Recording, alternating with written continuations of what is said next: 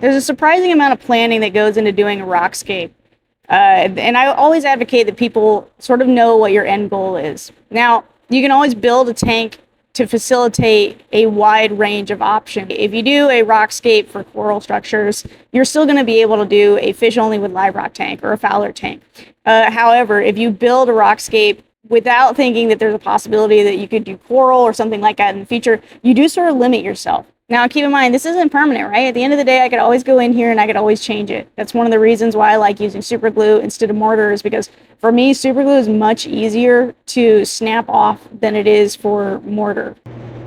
Another recommendation I routinely make is to have people go onto their favorite social media site and just start saving the pictures that sort of call to them. Whether that's, Instagram or Facebook, and you're scrolling through all of the different forums, the saltwater pages, scroll through there and find the tanks that you really love. The tanks that you just absolutely captivate you and mesmerize you, and start saving them.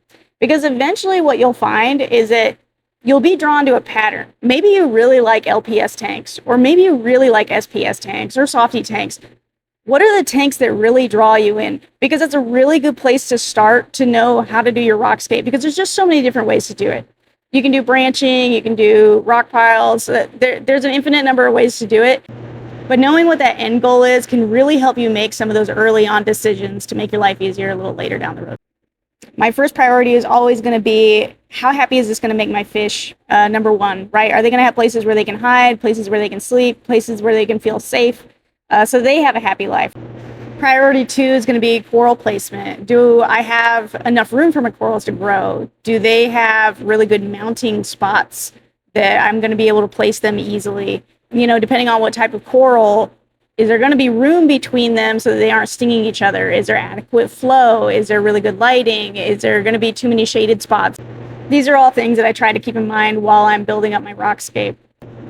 You'll notice I take a pretty cavalier approach to doing my rockscapes. I used to be one of those people that would spend months trying to figure out the perfect rockscape. I would make cardboard frames, and try to build it out just so it was perfect. It was the exact way that I wanted to. But over time, as I've done this more, I've realized that it's much easier to just get started. You can sort of have a general idea or concept in your mind of what you want to do, but at the end of the day, all those rocks are individually shaped and they're all very unique. So there's not a very good way to predict how they will fit together, and there's not a very good way to predict exactly how it's going to look in the end. So I find it's best to just get started. Start with your really big base rocks. These are going to act as the foundation for all of the weight that's on top of them.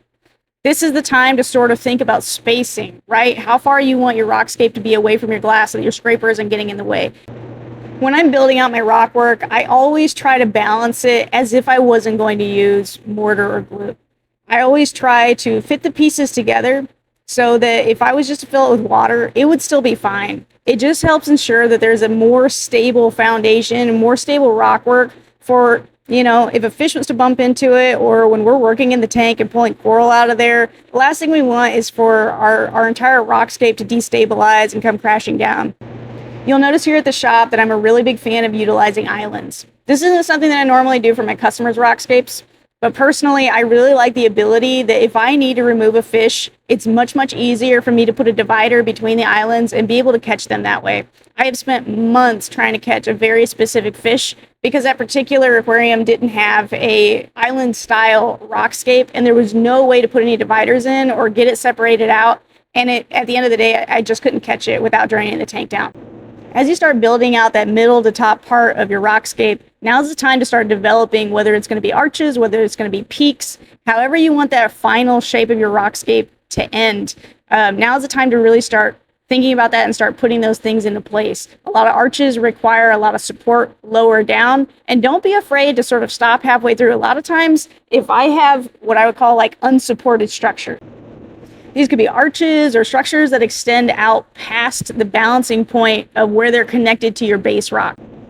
I will stop and make sure that all of that base is really solidly mortared or glued together. That way those unsupported structures have a solid base to attach to and are less likely to topple.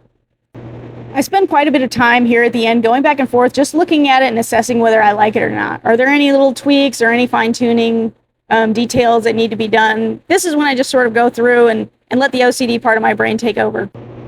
So there you have it, folks. In just an hour, we did an entire 270-gallon Peninsula display.